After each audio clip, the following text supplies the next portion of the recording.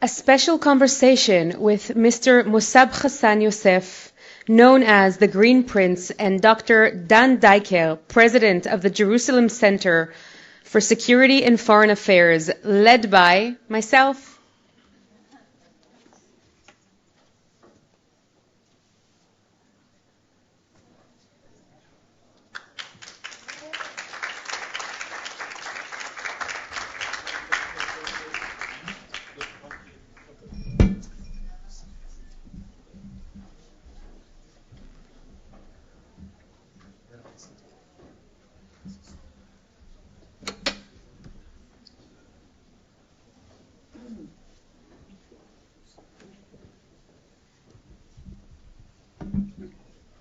Thank you so much for joining us today. It's an honor and pleasure to have you here. Mosab, I'm going to start with you. And the first question is, how should Israel and its allies address Qatar's double role in hosting Hamas leaders while presenting itself as a global partner?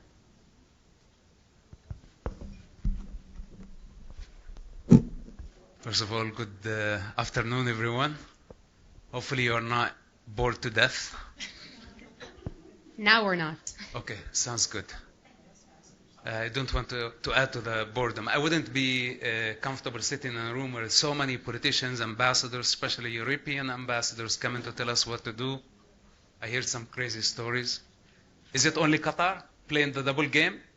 Oh no, the whole global world, but I'm now talking specifically about Qatar because now with everything that's happening and the fact that they are hosting Hamas and at the same time they are sort of presenting themselves as partners in peace talks and trying to bring back the hostages. How do you see that? So basically they are the arsonauts who start the fire, then pose as the firefighters. They create the problem so they can provide the solution. This is how they get their significance. They're buying everything.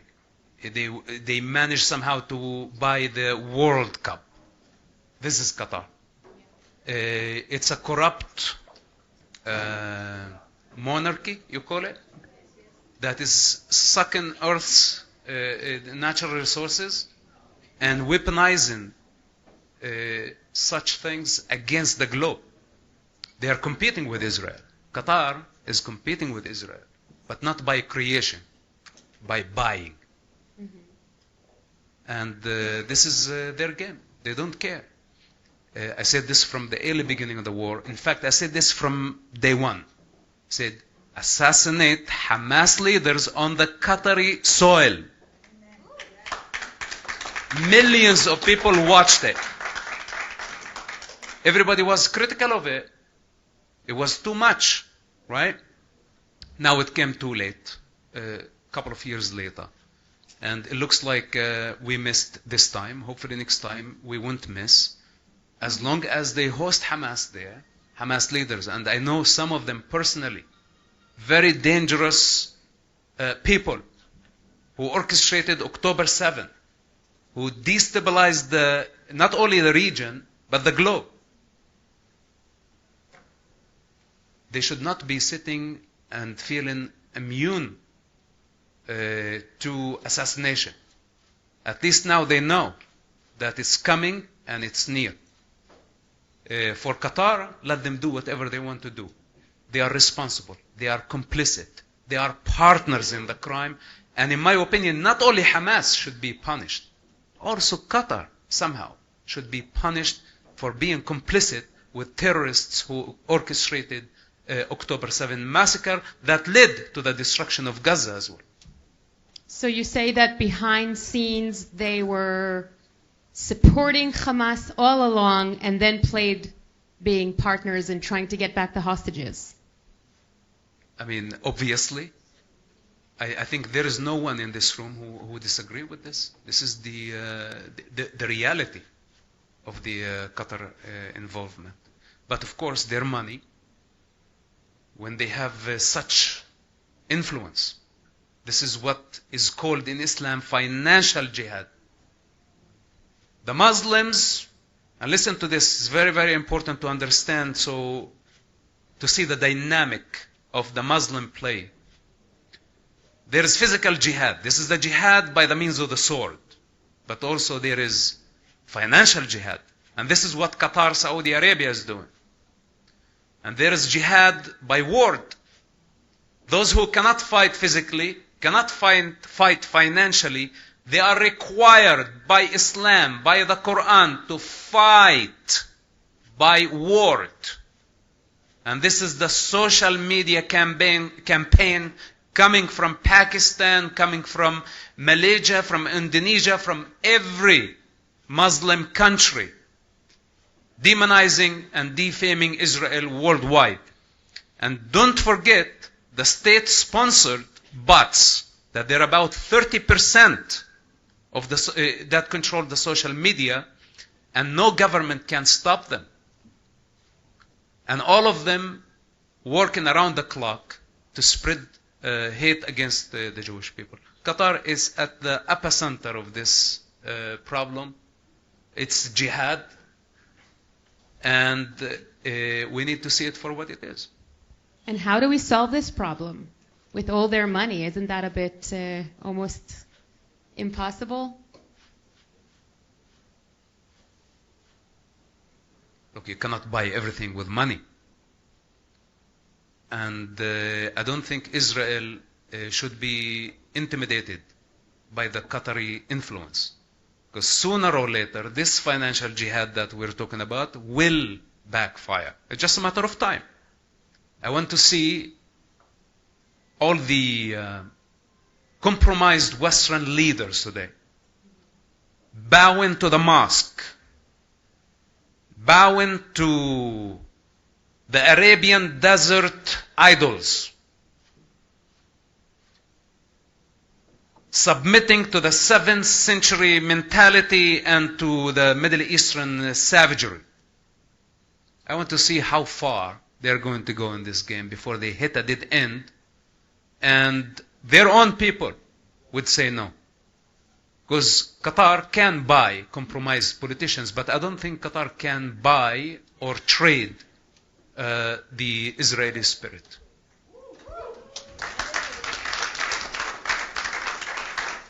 One last question about that. Trump being close to Qatar now in different relations, do you think he really knows the real truth? Is he just playing a game?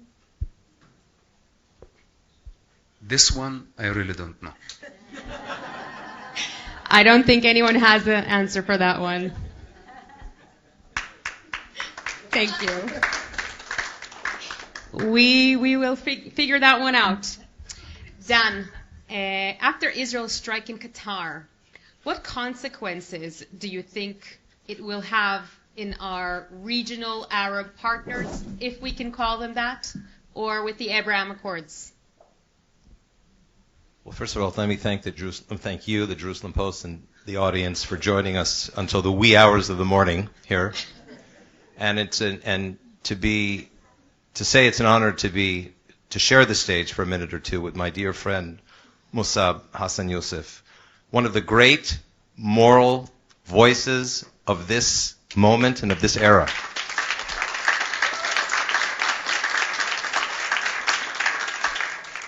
And the reason I'm sitting on the stage is to say what Mosab has said now as an expression of moral clarity is what Israel has to adopt as moral clarity. We can no longer explain and defend.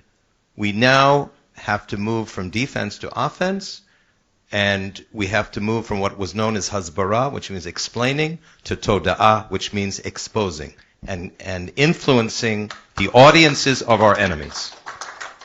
No more explaining ourselves. There's no more explaining right now. There is exposing and defeating an enemy that from the 7th of October, you couldn't make this up.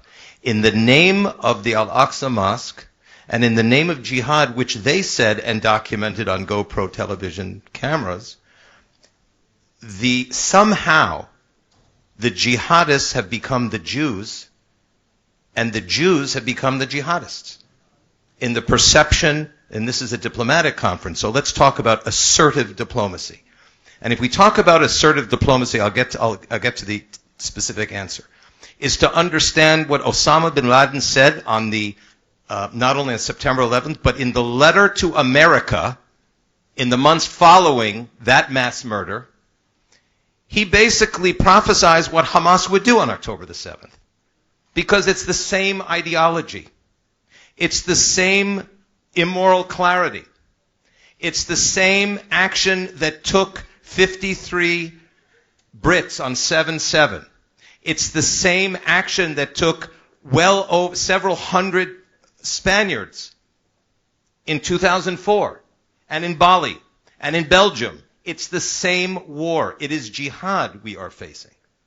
And so it really behooves us, Inbal, to move precipitously in an aggressive, diplomatic way to expose this truth to the world and stop defending ourselves all the time as if it is the UN that is defining the constraints by which the State of Israel can conduct itself. Number one.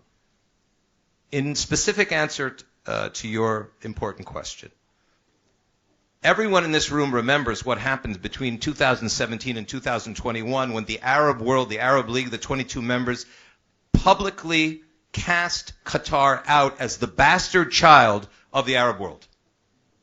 Remember that? Yeah. Nothing's changed. Only the perception, the momentary perception that brings the Arab world into Doha, and those in this room that know Arab political culture, Arab Muslim political culture, understand why it's happening. But the fundamental truth of the Abraham Accord is still there. The Abraham Accord survived nearly 2 years of war opposite Iran-backed Hamas and Palestinian Islamic Jihad. And it will, I think they see Israel as the strong horse, and they will continue to see it as such if Israel behaves as the strong horse, because there is only victory and there's defeat. There is nothing in between in the Middle East. And they obviously only understand power, as you said before. Mosab, you've commented in the past that the Palestinian Authority is more dangerous than Hamas. Why is that in your view?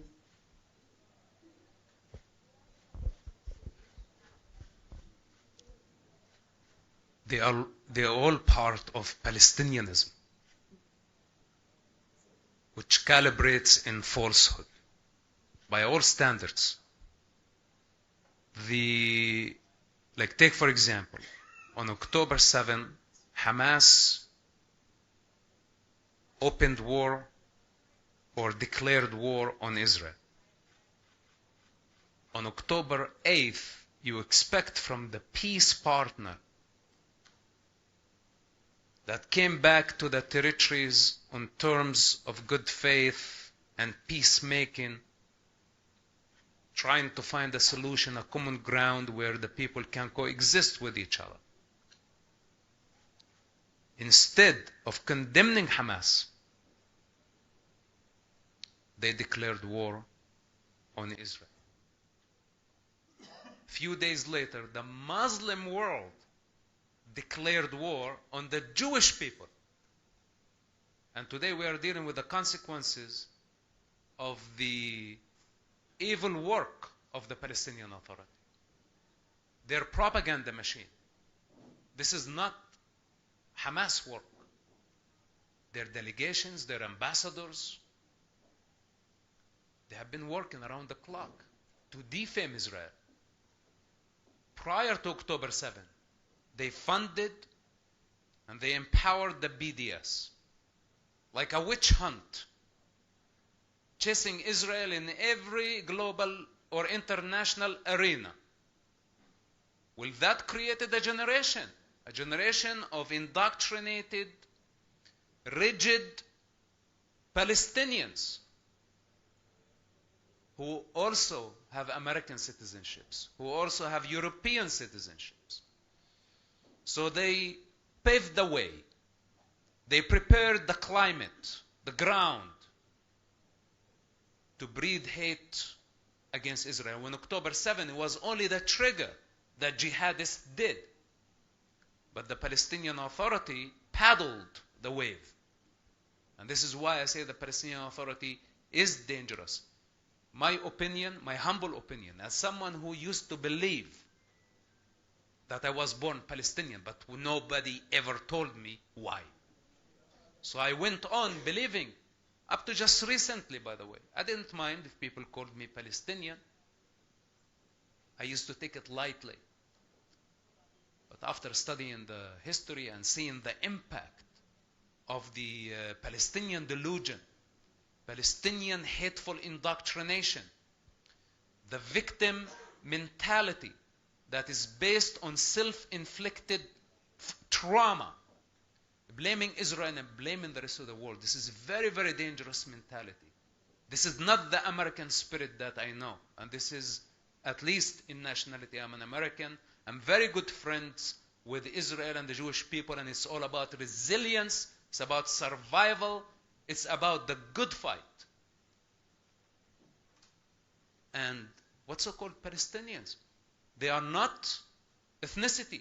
They are not a nationality. The only thing that they have in common is their self-inflicted catastrophe as outcome of their poor decisions. This is the only bond that brings them together. It's not a Bible. It's not blood. And now they are posing everywhere in the world as they are the indigenous of the land, while they choose a colonial entity, Palestine, as their national identity. The most pathetic thing. You tell them what makes you a Palestinian, they don't know. They did not even invent the name Palestine. So this is why we need to go. This is what I've been doing since the beginning of the war, to deconstruct the very foundation of their narrative. Palestine, anything affiliated with Palestinianism. So now you want to call it PLO, you want to call it Hamas, you want to call it Islamic Jihad, it doesn't matter. Today, and we are dealing not only with Hamas in Gaza, we are dealing with this violent, hateful movement worldwide. We have a new generation of Palestinians, just like Arafat, who had nothing to do with what he called Palestine or the land of Israel. Egyptian con artists. And today we have zillions of them. It's like he clowned an entire generation. We are dealing, by the way, with the outcome of Yasser Arafat and the PLO work today. It's echoing, and we are dealing with the consequences. So to underestimate the role of the Palestinian Authority and the crimes that they have been committing is a big mistake. Thank you, Mosab.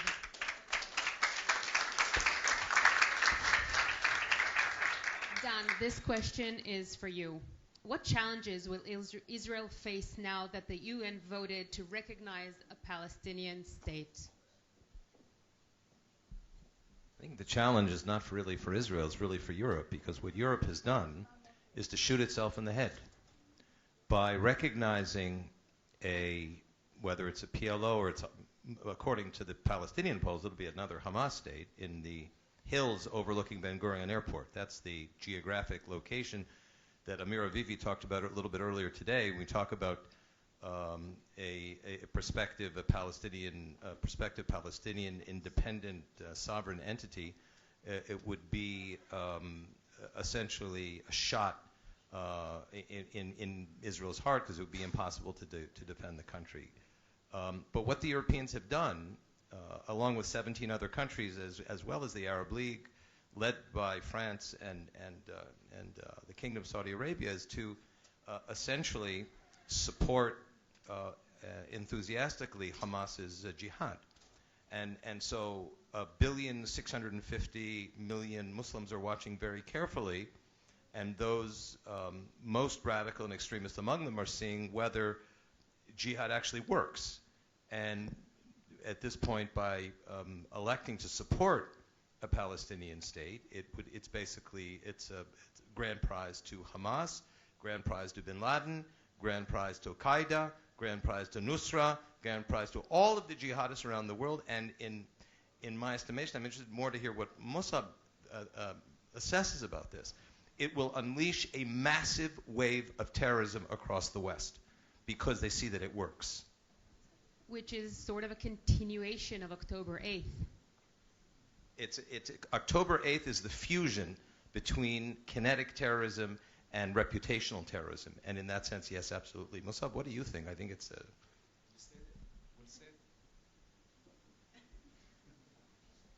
I cannot speak English as good as Dan does. But it's the same spirit, you know, we see it. And the Palestine is very dangerous trigger. Very dangerous trigger. It's... I described it at the beginning as a black hole that could swallow everything. And now people invited this victimhood. It's a very dangerous mentality. And now it's taken over Europe. People protesting. And all those who have failed in life, projecting their hatred on the Jewish people. The most productive minority out there. It's like literally choking their own lifeline. And they just want to applaud the angry mob. And the movement is growing. So they invited now Palestine to their backyard. It is going to fire back at some point. My expectations, a civil war at some point in Europe. Because now the people are waking up that it actually, the Palestinian cause revealed the amount of influence Islamic, Arab, communist influence in capitalist countries. Now the indigenous of the land are waking up and they realize, why do we have hundreds of thousands of people protesting in London every weekend? Every weekend since the beginning of the war. This is about 2 years almost. In Ramallah, nobody's protesting. In Riyadh, nobody's protesting. No one is protesting in the Arab world. Only in London. Only in Europe. Only in the United States. So this is now giving people an idea of what's happening. But this is dangerous also because the counter force is going to lead eventually to a clash between these two forces. Indigenous of the land and economical migrants who don't appreciate or accept the values and ethics of the Western civilization. The same problem that Israel is dealing with right now. Gaza and also the West Bank. And I don't want to go farther. I keep it for later. So this is the reality, and at some point they will have to realize that separation is a necessity. And if they don't separate, then the clash will continue for eternity. And Mosab, as a U.S. citizen, how do you see America after the murder of Charlie Kirk, and what is the future for the country? Well, I answered part of this question in my previous answer. I had to leave the United States 6 months ago. Mm-hmm. And in fact, I have been on the move. I don't want to say my entire life, but at least I had some downtime where I was able to sit in one location for a few months without being assaulted or harassed or chased by maniacs who don't actually know who I am. And today, it looks like I cannot even stay in one city for more than a few days. So this has been the reality on campuses. It was very, very ugly, especially the first year of war. And I saw it coming. I saw it coming. It was a very, very dangerous place. So what happened to Charlie Kirk is not, I was not surprised. In fact, I'm afraid that things are going to roll towards. The divide is huge. The divide is huge. We have the communists and Islamists, two opposing forces, and now they are pairing. And their goal is to change the world order. They are aiming at the United States. They are using the social media, and the United States looks useless, incapable of stopping this flood coming from the East to sabotage the American social fabric, to divide the country, and to work on the differences. And by the way, Palestine as a trigger has worked for them very well in the last 2 years. And now they're still manipulating. Even some of them accuse Israel or the Mossad of assassinating Charlie. And people believe in all these conspiracy theories. The situation is very dangerous. The truth is buried. People are not concerned of truth. It doesn't matter how much we tell them that what's happening in Gaza is a crime committed by Hamas when they weaponize civilians for global sympathy, and most importantly, to delegitimize Israel. And they succeeded. But nobody is willing to listen now because they took sides. And now it's very hard for them to take a step back and say, we apologize, we were wrong.